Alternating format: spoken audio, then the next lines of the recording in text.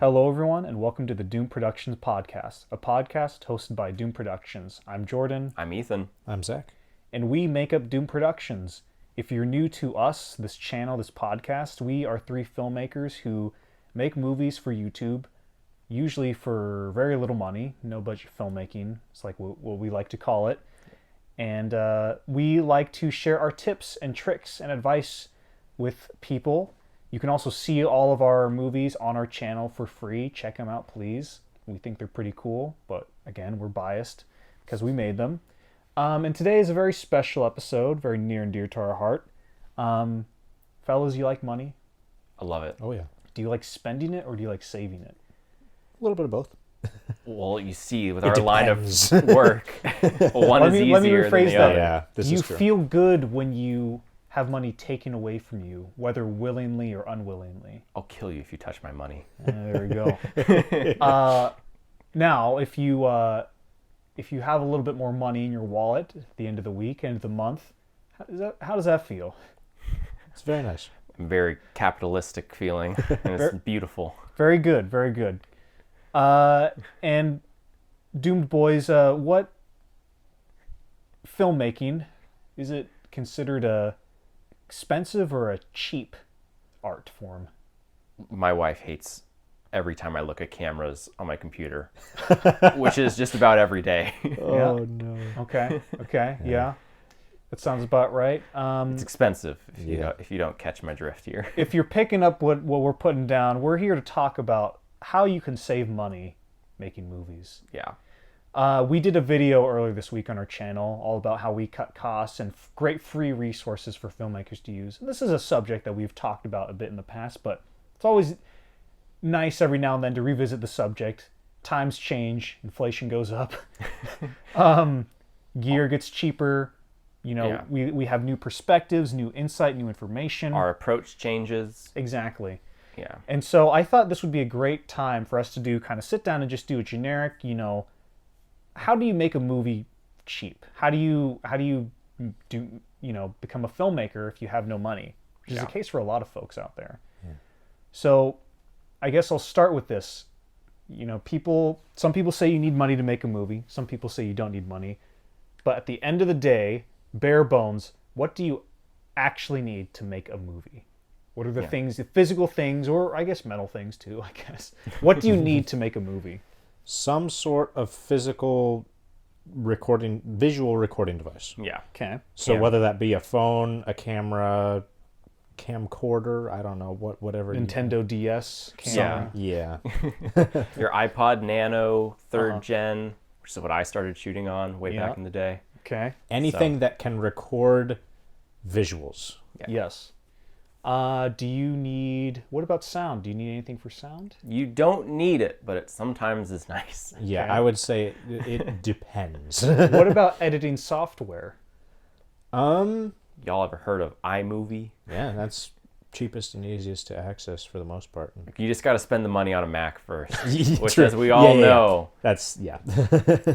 Oh, There are other free online resources that we have gone over. Yeah, in a we've gone video. over them. I forgot, this is off topic, but I was so close to pulling the plug this weekend and killing yourself. No. What? Whoa! Jordan, we are here for you. To listen, to talk, anything. I also know a very good counselor. Okay. I want to kill myself. No. Oh no. Okay, we don't joke no. about that here. If anybody needs help, please seek it. Yeah, don't We talk love to you. us. Yeah. You were about to buy. Buy a Mac. I almost bought a new Mac. Were you gonna buy the Mini or the Studio? The studio is so unfeasible because the base model, the Yeah. baseline is $2,000. Yeah. I could swing $2,000 maybe. That's really, really pushing it. Yeah. But obviously, that's just the baseline. Yeah, you you obviously want- want to add stuff to it, Yeah. Exactly. which goes up to more like $4,000. Only so chumps buy the baseline of products. I'm definitely not gonna get a. I think a Mac Studio is not very likely for me at all. So we're gonna go with Mini. I'm gonna get the Mini. The Mini's nice. Get it Minis used. are nice, yeah. What's nice is the M1 has been around for a while, so you buy refurbished. See, that's a trick right there. Tip number one is buy refurbished. Anyway, we're getting too detailed here. Quick, okay. Editing software. Editing All right. software. all you need to make a movie really is something to record your movie on. Yeah. As you guys touched on, sound recording is nice. Something to record sound is nice. But in some cases, you can either not use the sound in your movie, like take the audio that's recorded in your video, you can just drop it, mute it, and put music on top. Or just use that audio. Or you can use the audio. But, it's sound recorder, it's not always necessary. Same thing with editing software. If you don't have editing software, access to one, whether that be because you don't have a computer, you can't afford software, you just have your phone. Well, here's a secret. Most phones have editing software on them, so you should have access to editing software. But if you have absolutely no access whatsoever, just make a movie all in one take. Yeah. And that's all you really need to make a movie. You don't need a lot to make a movie. No. I think gear in particular, it's something that can be intimidating for filmmakers, newer filmmakers, when they're starting up, because they think, I need this lens, I need this kit, I need these lights, I need this thing, that thing. Talk about kind of our budget hacks when it comes to gear. Yeah. Because I know in terms of cameras, there's we've done a lot of kind of, and lighting, I mean, we've done a lot of different stuff in terms of that regard. Yeah. So in terms of things like, I'll just start with lighting, since you brought that up. We've bought a lot of really cheap lights over the years just because they're easy, they work. One of my favorites that I've used recently was from a video from a YouTube channel called DSLR Video Shooter, I believe is the channel. And this was from a couple of years back, but he got these lights off of Amazon that were designed, there's like tubes, but they're designed for like your home, like for closets and whatnot, but they have like bi-colored LEDs and they're pretty bright. So I bought a 3-pack of those, and we've used them on La Danza most recently and several other shorts and feature films. And they're super useful because you can tape, gels to them, and they don't get hot. They charge up on batteries. They usually last around 5 hours. Yeah. And if they break, okay, they're like $20 a piece. Yeah. So that's why we use them. Are they still on sale? Or are they they've still probably gone up a sold? little bit, but probably within the $20 to $30 range. What are these though. lights called? I couldn't tell you. It's been a couple of years. Okay. And they're like one of those things that's like made by like 30 different factories in China. So they go under a bunch of names. You can find a bunch of different models out there. Because they're really nice lights. They're good. My only wish is that they charged on USB-C and not their own little proprietary. But they probably make one like that now. It's been a couple of years. Yeah. But you can even, something we've done, I know I've done before, I'm pointing to a light. It's like not a clamp light, but it's just like a desk lamp. Like a desk, yeah. It's like the Pixar lamp. Yeah. Yeah. Because everybody can visualize that. Just a lamp pointing out with a little funnel. Yeah. Frequently, I'll just light my movies with that.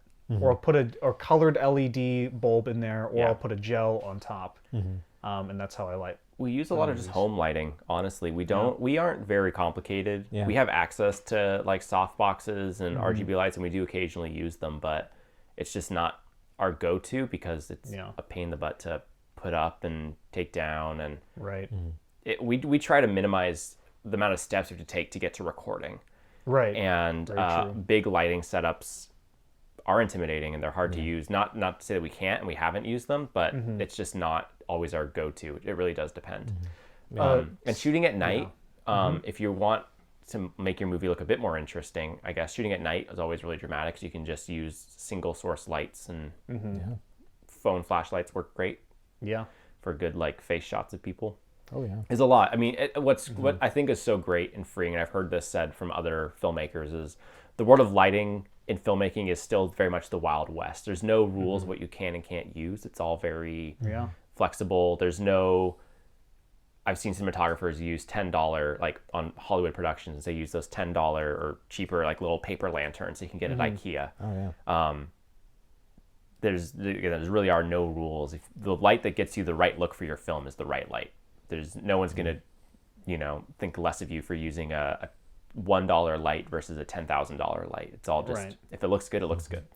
It's something that, again, as long as the final image looks good, as long as you like what the final image looks like, there's no wrong way to how you get there, really. And good is subjective, so don't Yes. worry about it. Yeah. Yes. We've had videos, our feature films like Wild Boys, where we're cranking the ISO as high as they go on our cameras. Yeah. It's fine. The grain is okay. It's all right. Digital grain, it can be used. But yeah, that's at least the lighting side. I don't remember what the other thing was. Well, just gear and different stuff. And I mean, really, because Yeah. we haven't really, you've upgraded more than I have. I've only Yeah. upgraded twice. Well, you've just upgraded to what I upgrade to. I know, I have all the but- steps in between, and then you just jump to where I'm at. But you've upgraded a couple of times. But Yeah. even then, you know, I mean, when did you know it's like, hey, it's time to get some nicer gear? Because obviously, Yeah. I think the first things first, if you want to start making movies, just film with what you have. Yeah. Whether that's a cell phone, a DSLR, cinema cam, old VHS camcorder, just start using that. I think what I had was I had a buddy, he had a DSLR and I borrowed his. And then when he asked for it back, we used yours. Yeah. You had a Canon Rebel T4i. T4. Then Yeah. I got a T6 shortly. Well, not shortly. No, not after. shortly. A couple of years. A couple years after you. But then you got. I got upgraded The to a C- Canon C100 Mark One. Mm-hmm. Shot on that for a little while, and then I went from shooting on using a PC editing software to I switched over to Mac, Mm-hmm. and the output media files on the C100 weren't as Mac friendly. They were a little annoying. They were AVC HDs, which on a Yeah. PC you can go in and export just the clips you want, but on Mac, Mac. AVC HD you have to export the whole thing Yeah. and then go put it into your editing software, and then from there you can see. So if you're like shooting multiple projects at once and not formatting your cards in between shoots, it becomes a hassle real quick. Yeah. So I ended up upgrading out of that system to a camera that could replace my DSLR and my cinema camera at once. And that was the Canon EOS R. Which is what we're currently shooting. which is what we on. currently We have use. two of those cameras. So Jordan has one and I have one. Yeah. The Canon T4i, those cameras, the Rebel line, are still very very competent, capable cameras. Filmmakers like Cody Clark, I know, still use them. I think he's just now upgrading after like 10 plus years of shooting on a T2i, I think. And there are other filmmakers out there that I know all express the same thing. Those cameras are very great entry level. Entry level, but still very like good quality. I mean, you're getting great Canon glass through the lens. Like those lenses are very good. So, and it's been around for a long time, so people are getting rid of these cameras left and right, and you can snag them for a good price. You get a couple $100s for a T6. Yeah, I mean, Canon T2i, if you want to go, really strip down, I think last I heard they're at $250, but I bet you can find them for less online. Yeah. I Very wouldn't be cheap. surprised. I think in People- terms of cheap cameras, the Canon Rebels are the way to go. Yeah, the Rebels. I can't think of any other ones that I know the prices of, but I just know those are good, and the lens selection is wide, and you can get a lot out of it. So that's what I'd recommend. Zach, I actually gave my T4i to, and so stuff from Coalescence I know was shot on that camera. Oh, yeah. And it's still trucking. But in terms of when I knew to upgrade, the first 7 years, I think 6 or 7 years of filming, we shot on the T4i. And then only in the last couple of years did we start upgrading out of that and Yeah, started that's kinda experimenting. Because we used that camera What was until the first project that we shot on the C100 after we upgraded? Because I know Doom was shot on it. no, it was Jacquerie. Sorry, my French Jacquerie is Mongeant. Jacquerie Mongeant. I always second guess myself when I'm pronouncing that one. Yeah. That was the first thing we shot on the Oh, C100 because I was still figuring it out. But Do on the Doorstep was also shot on that, Yeah. and some other projects probably in between then. Bits of Dry Mr. President, I would imagine. Maybe. One version of it. Yeah, probably in the later version. But I don't think a ton. Yeah. But anyways, that era of Doom Productions was shot on the C100 from Jacquerie and Mongeant to Do on the Doorstep. That was C100. And then from there I dropped it and upgraded to the EOS R. Right. Because it just did more in a smaller body. I just wanted, something a little easier to play around with. And it was also just a heavy camera. Yeah. But anyways, we knew when to upgrade because this T4i was like, we pushed it to its absolute breaking point in terms of like what we could do. Like we outgrew the camera, but up until that point, I wasn't going to upgrade. Right. Because if it served our purposes well, then why do that? I think that's a good lesson of like, it's time to upgrade when you outgrow your gear. If it's holding you back from what you know you can do, then it's Right. time to replace it and move on. But most people, when they're starting out, they aren't masters at cinematography. Yeah. And if you're going to, I mean, don't put your money in your camera body. Like if you hand, any Hollywood level cinematographer a Rebel T2i, they're going to shoot something that looks amazing on it. But if you hand any amateur a Red camera, it's going to look like they shot it on a DSLR. Yeah. Because you don't have the skill set yet to take advantage of that camera. So why spend the money on it? Yeah. When you can buy something super cheap and used. Buying refurbished, I highly, highly, highly recommend it. Yeah. It's very underrated. You don't need the newest camera. The new cameras are great, but anything in the last 10 years is going to do a good job for you. Yeah. In terms of, I guess, moving away from gear, Yeah. because there's filmmaking, I mean, there's so many different costs that go into filmmaking Yeah. of what costs can be making a movie. I mean, obviously one is gear. There's also costumes. Yeah. There's props. There's food. Yeah. There is film festival. Yeah. There's a lot fees if you want to submit. Yeah. There. What else? Locations, if you are wanting to / willing to pay for them. Gas. Transportation. Transportation. And paying your actors. Paying your actors. There's a lot of stuff there, and obviously that's kind of like on a traditional Hollywood set. They're paying for literally everything. Yeah. Yeah. Any kind of thing things you don't even think about. Yeah. Like there's like PAs with like weird obscure jobs that are just doing kind of weird and obscure things.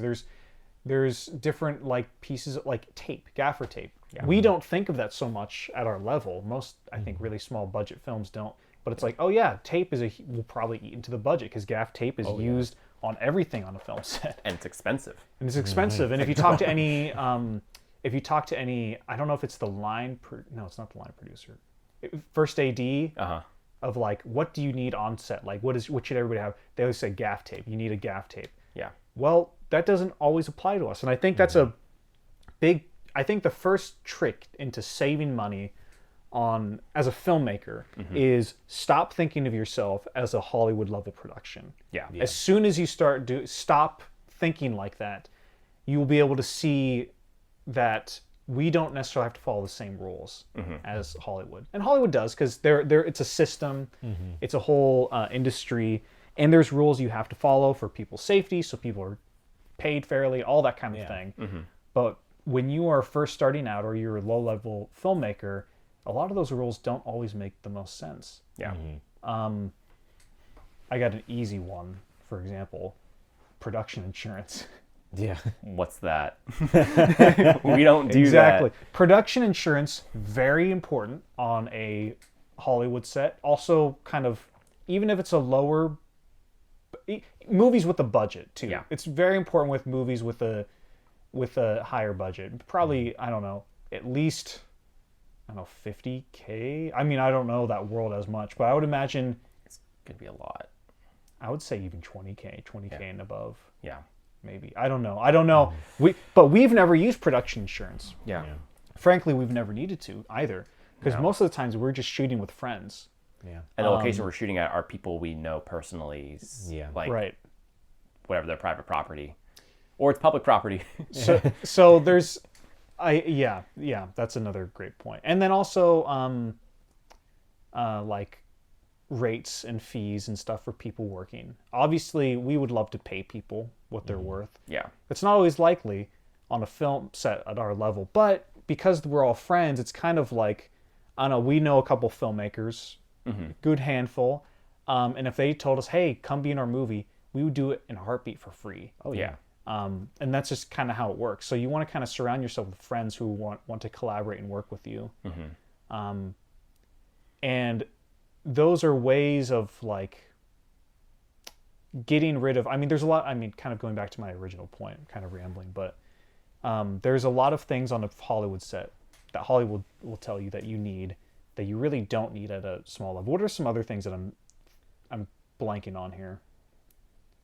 Things that they use on bigger budget movies, or movies even with just a decent budget, not even like a big Hollywood movie. Well, I mean, they're probably having full like large snack bars and meals. Like I'm Oh thinking of yeah, craft just service full alone. catering. Craft services. But I We- mean, we haven't done that. I mean, Well- this is kind of yeah. we do, but at a very different level. Yeah, the way kind of combining these subjects with how like paying people, the easiest way to do that at where we're at right now, anyways, is providing food for people on set. Right. Yeah. Spike Lee said it best. You don't have to pay people, but you have to feed people. Yeah. But we feed people, and I mean, we kind of do a combination where Right. we don't totally get the cheapest things, but we like snack stuff. Dollar Tree is your friend. Oh yeah. Winco's or any kind of places like that, if that's not what you got in your area, but places that you can get a lot of food in bulk for cheap Right. is Costco. your best Winco, friend. Costco, Yeah.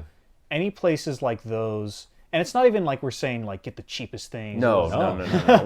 We know the best things at those places. Yeah. to get. Right. Don't get pizza. Yes. Don't yes. get pizza yes, though. Yes. Pizza will make you. It ruins the production. I'm not going to go into details of why. I don't even, I'm not a nutritionist. I can't even explain why. But pizza, when it is introduced on a film set, it has this magical slowing down everything properties to them. Yeah. Your shoot will not survive if you feed your cast and crew pizza. Yeah. So don't do it. It's- It's very tempting. It's Because it's so cheap, tempting. it's easy. People love pizza, but after lunch, after they eat, they're going to be slow. It's lethargic. yeah, they do not like. It's something about like It's how the carbs process in your body. I know this. I'm a diabetic. right. What Zach said. He's Yeah. more educated on this than we are. He's an expert. Yeah, feeding people, feed them good food. Give 'em Obviously, good food. Get good drinks. Make sure Good you're drinks. especially if you're filming outside in the summer, because summer is when everyone's free and filming stuff. Water. Have lots of water. Have too much water on your set. I remember Yeah. When you we- don't on want the- anybody getting dehydrated. it was so funny how on La Danza shoot when we were shooting that, I always had snacks and drinks, but on the very last day I didn't. We were so mad at you. And you were like, Jordan, do you have anything to drink? I was like, no. I felt like I failed. I was like, oh no, I didn't even think about that. Yeah, I just assumed. I know. Well, it's like, hey, you were in the right there. That was on me. I still haven't forgiven him. I know. No, but I think, I mean, we've said this before, but if you're going to spend any money on your movie, I think it absolutely should be towards the food. Like if you are given, let's say, if you're given $100, you have $100 set aside from your last paycheck or allowance saved up, or however you got that $100, you have it saved up, and that's going to go towards your movie. If you're going to spend that on anything, spend it on food. Yeah. For your people that are going to be helping out. At least 80% of that should be going to food. Yeah. Well, and that in turn that'll boost morale and people. People want to be fed. People want food. They want to feel like you care about them. Yeah. And that sounds like really sociopath the way I said it. Like obviously you care about them. Yeah. But in turn, like you want to, because they're doing you a favor of helping you out on your film, help them out and give them some good food. Yeah. Be kind and respectful to them always. And one of those things is you just got to feed them. And that's what, if you have that money set aside, it should really go to the food first and foremost. But I mean, I think even now we're getting ahead of ourselves. You have say you want to make a movie, you have $100, or you want to make, or you don't even have any money.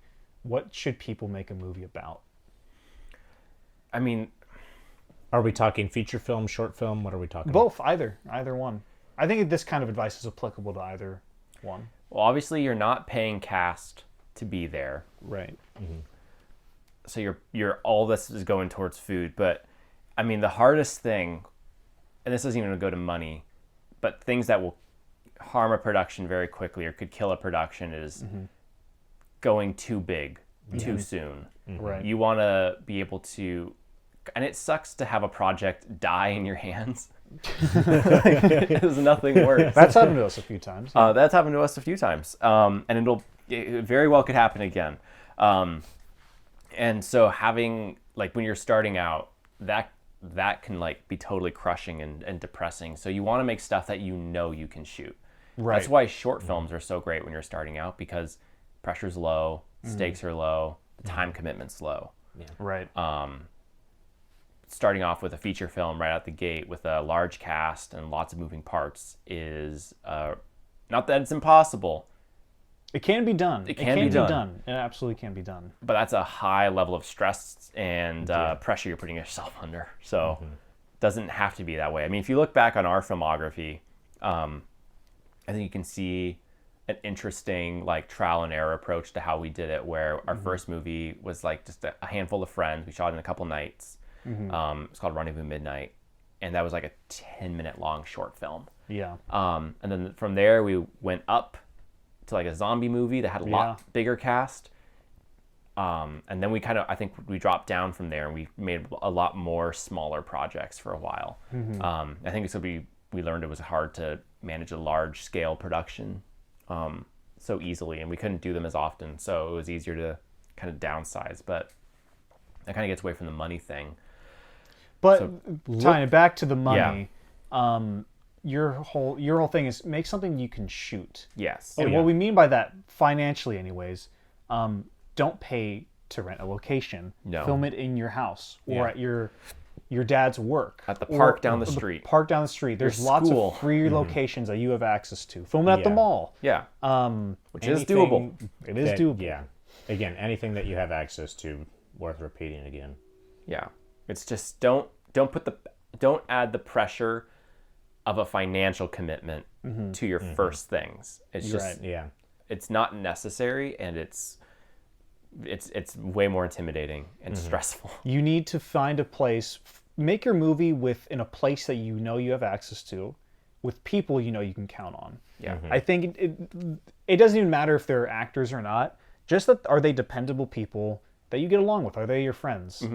Because you're gonna have a whole lot more fun working with those people than if you like go out and try to hire an actor on your first couple of go rounds, and it's like your first movie and they're like a professional actor or like want to be a professional at least, and there's a whole dynamic there. Not saying that's not a good way to meet actors, but on your first couple things, you save money by working with your friends. Yeah. Because your friends will always be willing to cut you favors, and vice versa. And if they're having fun doing it, they'll want to stick around and keep doing it with you. Yeah. We've had friends that we've been shooting with since before we were an official entity doing production, shooting movies. We've been doing this for a long time. We still have people who stick around. Yeah, and it's because that's really the true worth to like independent filmmaking, I think, or at our level, is the connections and the friends that you make along the way. Because, like I said, you'll help them, they'll help you. And you all love film, so it's like not even like real favor. Yeah. Like if Caleb from RC was like, "Hey, Jordan, want to come up and be the boom operator for my movie?" I'd be like, "Yes, absolutely. Like I'll head up there right now and like, I'll totally boom op his movie. I don't care. He doesn't drive the 3 hours. He doesn't have to pay me, but some pizza, or not pizza, but like food and maybe a bed to crash on. Food and a place to crash on would be nice. And that brings into like, if people are traveling out to you, that makes things a little bit complicated. Yeah. That's a reason why you shouldn't have fly people in or like shooting a location. At least when you're starting out anyway. Right. Yeah. There's always exceptions, but these are just general guidelines to think about if you're planning your first things. And trying to save money while doing it. Yeah. I'm trying to think, what are other tricks that we have that we've used in terms of saving money? Like, what are ways we are able to cut costs but not the expense of the movie? I have a question. This is a question for Zach. Oh boy. Because I think because you're newer to our crew. Jordan and I've been doing this for a long time. You're newer to filmmaking, but you're also in film school. You just turned 5 years old. I'm joking. You got a very deep voice for a 5-year-old. No. But you've gone to film school. You've seen how like some sets run in a more professional setting more recently than we have. It's been a while since Jordan's been in film school and I've done film production classes. What are some things, bouncing from that film school experience to us, what are some things that you thought were more necessary for making a movie than it turned out they were? Or things that you were like, I really need this, but then it turned out you didn't need? If you can think of any. I'm kind of putting you on the spot here with this question, but I know it's a lot. Or just misconceptions you had about like, again, the kind of that more like money side of filmmaking. Or what are things that we suck at? we wish we could spend money on. Let's see. Having a whole sound system is very nice, but it takes up a lot of your time. So that's really a win. You win some, you lose some, because you have to set it up for every single shot. And it's expensive to have good sound and gear. Yeah. Yep. And It or costs have a money. person. It costs time. Yeah. If you're starting off, you really don't even bother with it. That's what I would say. That's fair. I agree.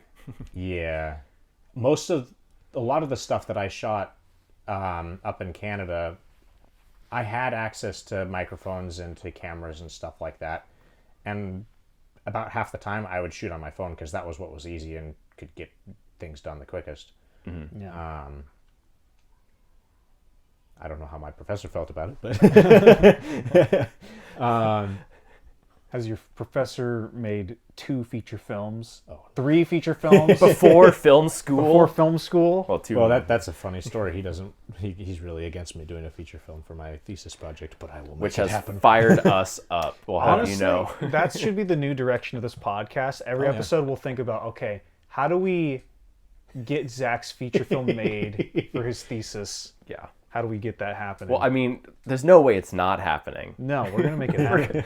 Especially when you said your professor doesn't want you to do it. Now we have to do it. Yeah. And it'll be a damn good feature. Well, and that comes entirely down to what is your, I guess, your mental approach, because that's something we haven't covered yet in this one. Is like where are you coming at your project from? And that comes a lot from what your experience or lack thereof is and stuff like that. And a lot of people in Hollywood or film school and stuff like that will say, okay, here's a whole list of things that you need. And a lot of times if you're starting out, it'll be like, well, I don't know how to use that. I don't have access to that. I don't have the money for that. I don't have the time for that type of a thing. Right. And they'll say, well, that sucks. You can't really do the project. And it's like, that's not entirely true. You can't do the project the way that they're approaching it. You can approach it from a different way, and it's doable. It just depends on, okay, what do I have access to? Where am I willing to compromise and stuff like that? And if I'm not willing to compromise, maybe I should table this for a later time when I do have access to these cooler things, which is not always a fun decision to make, but it ends up benefiting your project over time if it preserves your vision and stuff like that. I think something about just shooting with the phone thing that I think is really important too is I don't know who said it, but there's a filmmaker who's like, it's easy to learn how to make movies. It's harder to learn what to make movies about. And along those lines, the technical side of filmmaking is actually kind of easy. Like I mean, I would say I'm not like a master at it all, but like I feel pretty confident. You give me a week, you give me a manual, you give me a camera, I can figure out how to use that camera. Yeah. Give me a couple hours, I can do that. Give me a sound recorder, I could do that. With any piece of gear, any editing software, you can learn pretty decently. Yeah. But it's just a matter of what's harder is like, how do you pace a scene? Now, I'm not talking about how do you cut a scene in the editing, but like, how long should a scene feel? How do you make the audience feel a certain way? How do you play the audience with the audience's emotions and all that? I think that's a lot more interesting and a lot more trickier thing to do that professionals who have been doing it for a long time Are still learning. They struggle with it and they're still learning. And I mean, it is a constant learning process, but I think about some of the films I've seen at film festivals or like on YouTube or like really, really well shot, technically made movies, like really good, like lighting, really good acting, really good music, cut together very nicely. I've seen a lot of really beautifully polished stuff that's supposed to be a comedy. And I think we've had the same experience where it's like, this looks really good, but this isn't as funny as this $2 phone video that someone made, like a little crappy little short film. You know what I mean? Yeah. Like I think we've been at festivals where it's like that one was really well made, but that one was so much funnier. Yeah. And this is supposed to be a comedy, so it's like, how do you make someone laugh? That's a much more harder question to ask than how do we get the lights all perfect and all that kind of thing. And an easy anecdote to that is people have social media. A lot of people have social media these days, and they spend a lot more time on social media than watching movies. Right. And it's engaging content that costs very little money. Yeah. And it just goes to show, like, particularly with the comedy aspect, people have and will spend hours on TikTok watching funny videos, and then they'll go and watch a movie in the theater or on streaming, and they'll be like, Yeah. you know?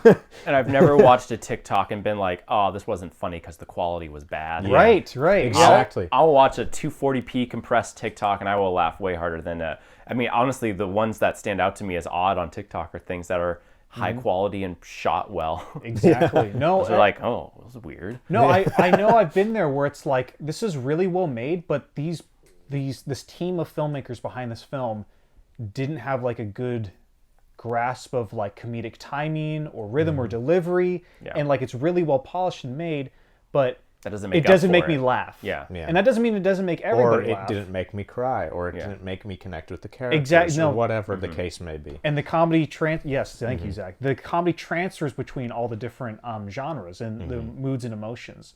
If you want to make someone cry, how do you do that? I still don't know how to make people cry or laugh. I could not stand here and be like, I know how to make an audience feel a certain way, because quite frankly, I'm still figuring it out. And I think a lot of filmmakers feel that. Yeah. You never achieve filmmaking. Like, Right. it's not something that you ever get to like a finish line of. It's even Christopher Nolan is going to make decisions in his movies that people are going to be like, oh wow, that was a bad decision. Yeah. Or he didn't Just he look missed at the that point. response And it's to Tenet. I mean, I know, that's exactly what- some of us really love Tenet, but at the same time, a lot of people don't. Yeah. There are divisive movies. Yeah, which are honestly the better ones anyway. Make a divisive movie. Don't make a movie that pleases everyone. Make a movie that half people are going to hate. Yeah. Right, make Gosh, good now art. we're quoting Ryan Johnson, and I'm not happy anymore. I- It's okay. We'll move on. I feel like That's why I like them. I think at the end of the day, I mean, again, goes back to, don't worry about so much the gear, the technical side of filmmaking, but worry about the kind of more emotional side of filmmaking. Yeah. The stuff that you can't spend money on to achieve. Right, because you can't spray money onto a project and suddenly make it funny. Yeah. I mean, well, I mean, If you can buy the right actors, I guess, Yeah. but you can get the right cameras, you can get the right actors, you can get all the right things, but if your scene isn't written, well, whatever well is, if it doesn't have the effect you desired, then it all means nothing, all that money you spent. So I think it's a lot more valuable, kind of like going back to what Zach was saying, just grab your phone, film a lot of stuff, and film it quickly. And by a lot of stuff, I mean film a short film here this weekend, and then the next week do another short film, and just keep on shooting stuff over and over and over again, and you will get better. I would, in saying that, do be intentional about what you're shooting as well, because if you're shooting quickly, then you can miss things and then get to the edit and be like, oh. But you'll learn don't from those let that mistakes, limit. though. Yeah, exactly.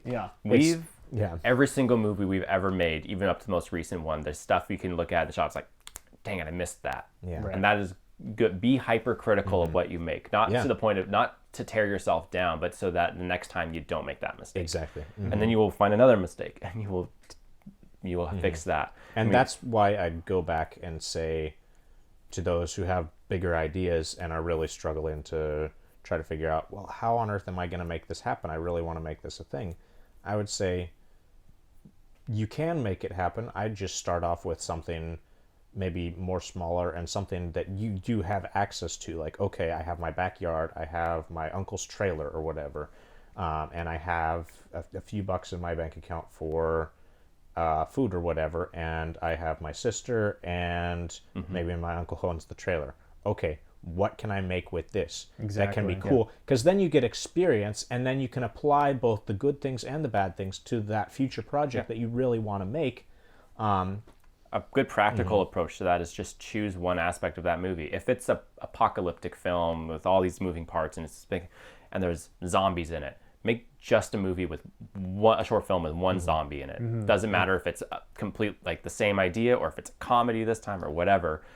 Do something with a zombie and you learn what works and doesn't with work. that element. Yeah. I think we've talked about before is like you have to find out what the key element in your movie is, and that's where, aside from food, that's where you put a lot of your money into, or investment, because obviously you want to feed people, right? But if you're making a movie about a zombie apocalypse, right? Put a lot of money, time, and energy towards that one zombie. Make it look really, really good, and then just shoot it in like your basement or something, and shoot it in around your house, and you don't need anything else. Yeah. Or if you're making a movie about a guy who wakes up and his whole family suddenly has red hats on, and the red hats that are stuck to their head or whatever. Buy your hats. Buy those hats. Make sure you get the best damn hats that you can think of. Make sure they're red and they're perfect for your movie. But don't spend, but put it towards those hats and the food and then nothing else, because then you're just focusing on one aspect of filmmaking. And that helps to, when it comes to like, what do I spend money on? It's like, what's my focus for this one?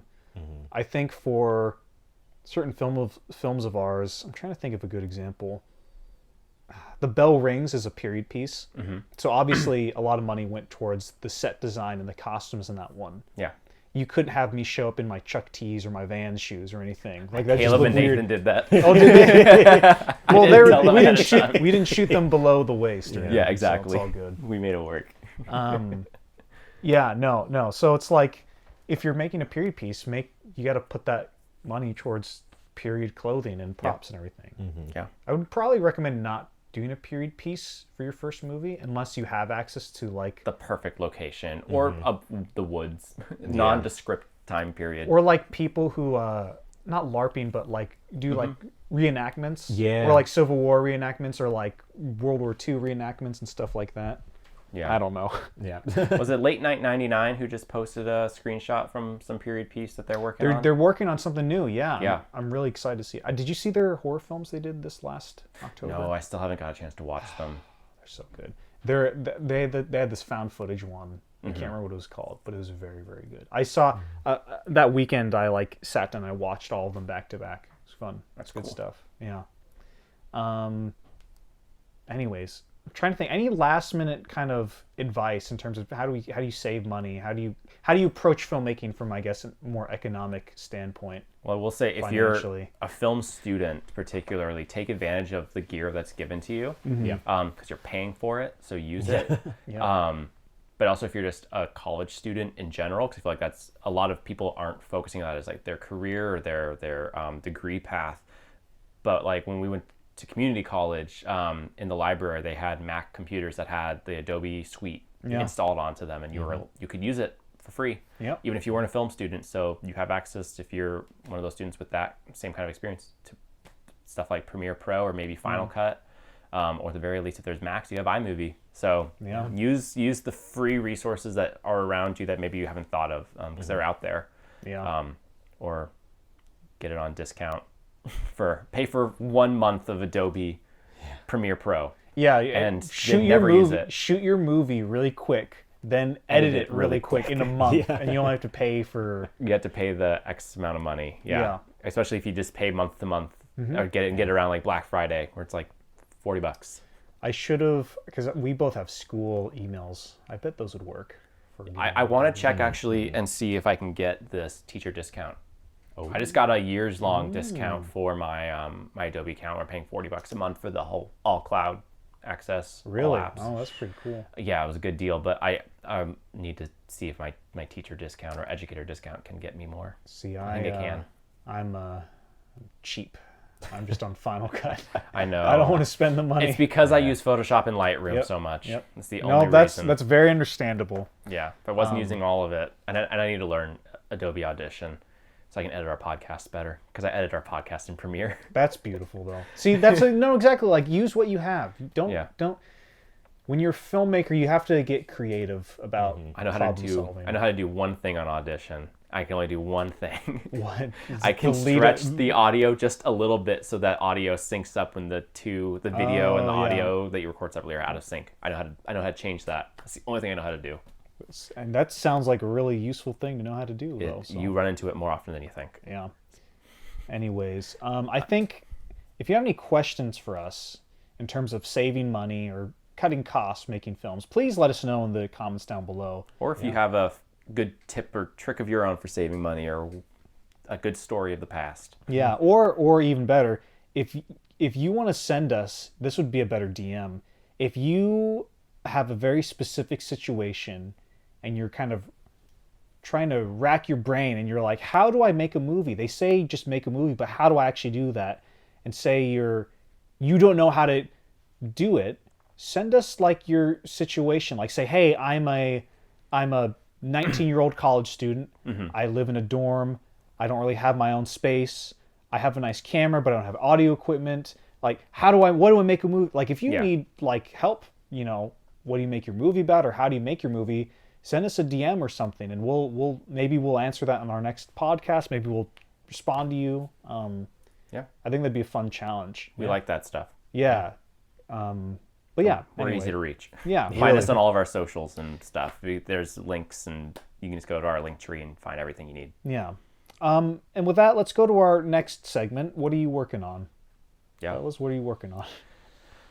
Well, and just in this meeting, we've kind of been setting out some goals for next year and some feature films that we're working on and kind of ramping up towards. So we've kind of just been talking about, really, we're in the like pre-production outline script writing phase. So we're kind of gearing up for like deadlines of first drafts that we're aiming for. Yeah. We're each writing a feature film. And what's different is we're kind of all working together on these. It's a bit more of like a unified effort as opposed to like each of us working on our own separate ideas. I mean, these are all separate films, and there isn't connective tissue. It's not like a trilogy we're working on, but they're all, we're trying to make this a big effort on these projects that we're all working together on. So our goals are like, timeline is roughly the same. Our shooting timeline isn't necessarily the same, but yeah, this is a big thing we're ramping up towards. So Yeah. I mean, that kind of answers for all of us, but I don't know if you guys have some individual projects happening right now. I don't. Just editing La Danza. I've showed these guys a little bit of it. Yeah. Looks very cool. We watched 10 whole minutes. Yeah. But yeah, should be done with the next cut pretty soon, and you guys will be able to see a version of it from start to finish, which will be nice. That'll be cool. Yeah. The first 10 minutes were really cool. Yeah. But yeah, what do you got, Zach? Coalescence is on hold as of right now. That's about it for that one. There's another project that I haven't announced that I've been gearing up to film. That's right. Yeah, you are. At the end Forget about that. At the end of next month. So that'll be good. You'll find out more after I've filmed that portion of the film. So we'll leave that in mystery for now. Yeah. But it'll be very cool. Very different from what we've done in the past. But also similar. And that's what we're working on. Yeah. So what are you guys watching? Let's see here. Let me pull up. I added stuff to my letterbox today just so I had a note. Did I stop myself? I stopped myself from telling a story about something I watched before we started. Because I was like, this would be good for the podcast. Oh, what was that? Yeah, I don't remember. I stopped myself. Well, this week... Oh, I remember. Okay, I'll go first because So I saw a couple things this Thanksgiving break. One of them was the Wednesday TV show. Oh, cool. I started really, that. Really, really fun. I really like that. And the other one was I saw... Oh, you guys would love this movie. The House. It's on Netflix. Okay. It's a stop motion... Yes. It's been in my watch list for a long time. It's very good. Loved it. But the main story I want to talk about is Glass Onion. Viewers of our podcast might remember an experience I had while watching the movie Dune, in which... we were all there for. Yes. Oh my God. Zach, Ethan, and I, about a year ago, a little more than a year ago, we went to see Dune very late at night. My bedtime's at 8 o'clock, between 8 and 9. We went to a 10 o'clock showing, and I was in and out of consciousness throughout Dune, and I had what could be described as a hallucinogenic experience of sorts. No drugs required. No drugs required, just sleep deprivation, or just tiredness. And so after we got out of the movie, I explained to them that I thought it was so weird and out there, but I liked it. And then when I saw the movie later, I realized that in my sleep, my mind bent the movie. Yeah. What is that a good way to put it? Like it was like my head edited the Dune movie, and I completely misremembered a lot of different stuff about it. Mixed scenes, just remove dialogue from parts of the movie. I still need to see the Jordan cut of Dune. I know, we've been telling him to edit a version of this movie for a long time now. Yeah. But it felt like, it would be what I would imagine it'd be to see a movie on like hallucinates, would be like if you're on LSD or something. But I saw Glass Onion on Thanksgiving with my family, it was I think it was 7:30 or 8 o'clock. Not even that late. Not even that late. And I'm not going to spoil it for anybody, but in the middle of the movie, there's like a little segment where, stuff I can't spoil. Yeah. I can't even say what happens. I don't want anyone to know. Anyways, I saw the movie and I was like, that was a strange middle portion of the movie. Like this thing happened and this thing, and I was like totally misremembering it. And then I saw it I think it was 2 nights ago or whatever, again, and I was like, oh, I was totally asleep during that part. Like I was totally in and out of consciousness for about 30 minutes of the movie. And it's a murder mystery, right? Mm-hmm. So I was confused as hell. Like the first time I saw it, I was like, I mean, I get it, but I don't get how we got there. And so when I rewatched it, I was like, oh, this whole movie makes so much more sense. Okay, I'll spoil one thing. Okay. A little time, Yeah, not no, even a it's fine. plot thing. Okay. A moment. There's a moment where a character is screaming and has a what's the long harpoon? Like a spear gun. Yeah. A spear gun. Yeah, that character is screaming with that thing, Uh-huh. and then it's seemingly like never brought up again. Uh-huh. From my For experience, your right? point of view. Yeah. And that's kind of someone running around with a spear gun is pretty wild, pretty Yeah. crazy and out there. And it was like this thing that happened, and I was like, whoa, the first time. And then it was like, what was the spear gun thing about? But then in the second viewing, it was like, oh, all the plot threads, like it answered that. I want you guys to see the movie so you can. I'm so excited. So I you can enjoyed know. Knives Out so much. Yes, I it wanna was. see this one so I enjoyed it a lot. I hear this Knives Out movie is very good. I wouldn't know from experience, but I'm excited to see the sequel after I watch the first one. Anyway, that's enough of me blabbering. What have you guys been watching? I rewatched some stuff. I was hoping to watch more over my break. That wasn't the case. I was at the coast and I thought I'd have more time to watch movies, but it was kind of a hectic week. The holidays hit harder than I was planning, and so I only got to watch a few things. But first thing I watched was The Man Who Killed Don Quixote. Oh, finally. 2018 Adam Driver film. Not the movie I expected it to be at all. Yeah. It was a very interesting movie. For those of you who don't know, because it's not a very widely released movie, I only time I saw it in person, like to buy anywhere, was at Winco in like their $5 DVD section, and so I picked it up because I'd known about it. And it's this like little small movie. Got some big actors in it though. I was kind of surprised by the cast they pulled. Yeah. But it's about a filmmaker who's like, it's kind of experimental. You guys might actually be into it. Because it kind It's of about goes. the making of Don Quixote. It's about the right? making of his, like, it's a insurance commercial that he's shooting about Don Quixote, and that's like the actor or the character they Jonathan use in Pryce, it. right? Yeah. But then it also goes back because the whole reason that Adam Driver, the main character, got picked for this commercial was because he made a student film about Don Quixote when he was like 10 years prior. And he's in the same like region in Spain, I think, shooting this commercial. And so he but it like goes into like his film, and then he's going into the locations, revisiting it, and then stuff kind of goes wild and like this isn't a plot, this isn't like a spoiler plot point, this just happens in the movie, but like the man he cast as Don Quixote was just some shoemaker that they found in the area, but then by casting him and being like, you're Don Quixote now, like as like to get him into the character, he starts to think he's Don Quixote, and so it goes crazy from there. Very interesting movie. If you get a chance to watch it, like if you're into artsier, like it's definitely like an odd movie. Like I think I want to watch it again because it caught me off guard in some of it, and I just want to kind of solidify some of my thoughts on it. But it was an interesting editing, like a lot of interesting editing choices throughout that movie. It feels like something we would talk about and discuss a lot. So I recommend it if I don't know if you like Adam Driver, he was good in it. I rewatched though 2 other movies. Possum, another 2018 movie. It's a horror movie from London, and it's super good. And the director who made it, I want him to make another movie because it's his only thing he's really made other than some like small TV stuff. Oh, that's a shame. Yeah, because it's really good. Have you seen it? Nope. Highly recommend. I have never heard of it until now. I think you'll love it. Possum. It's a horror film.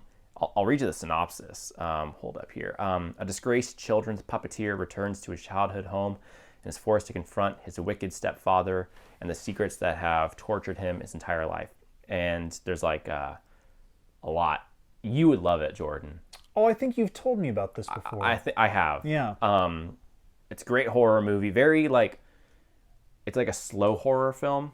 I don't mean that in a negative sense. I think like it's The Witch or something. yeah, much more artsy, but like I don't mean that either in a negative way. I think they use like what would some people like I think like audiences would call artsy. I think they use it very effectively. And it's not artsy for the sake of being artsy.